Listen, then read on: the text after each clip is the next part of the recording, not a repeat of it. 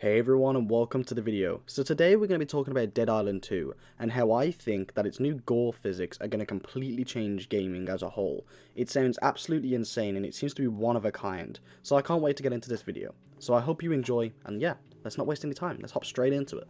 So a lot of people who maybe don't know about the gore physics in this game might just be asking, what makes it so different? It's just like any other game. It's a zombie game, it's a hack and slash, it's gonna have blood.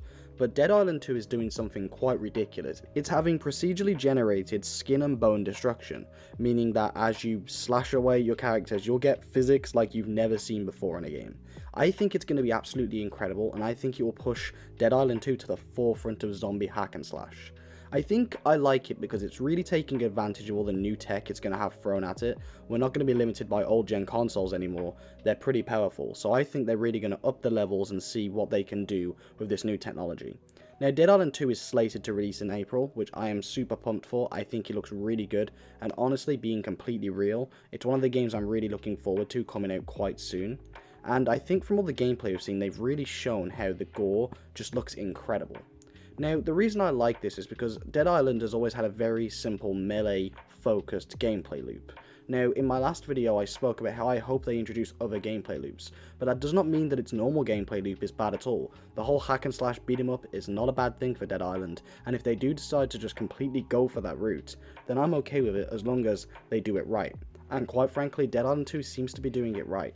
The more you look into it, the more you see the way the guns and the hammers and the bats and everything feels, it just looks incredible. It looks like it's going to be super satisfying to hack and slash your way through Hele or whatever it's called. And I just think it seems really cool how as you hit zombies, you can really see like the gore and dismemberment actually happen. Now, I 100% think that this game is getting censored. In fact, I've already heard that it's censored in Germany.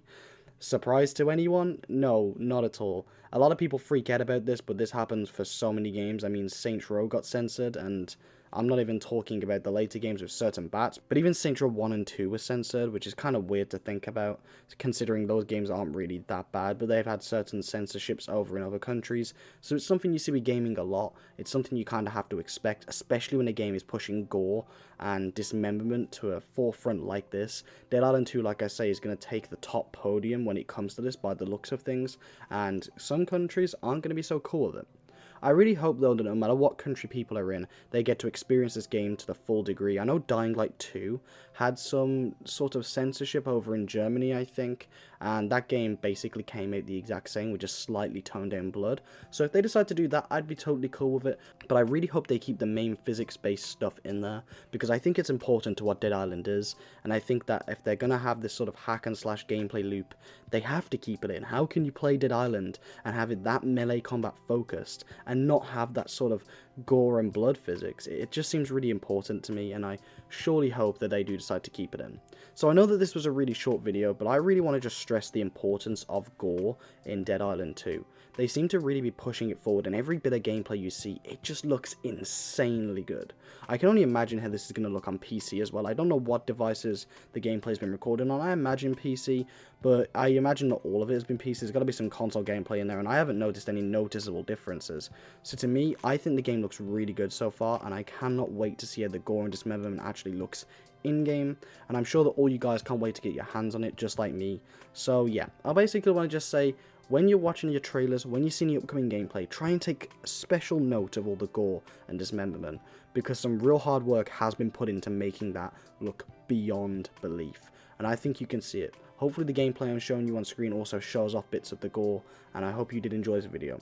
Let me know what you think about the new Dead Island 2 gore physics down below. I think it's really interesting to look at how it's being generated, and how it changes between the older games and the newer games. It doesn't look so standard and basic anymore. It looks like every hit really does have its own unique blood splatter, its own unique bone break, and I just think it looks crazy. Anyway, again, thank you all so much for watching, and I'll see you soon.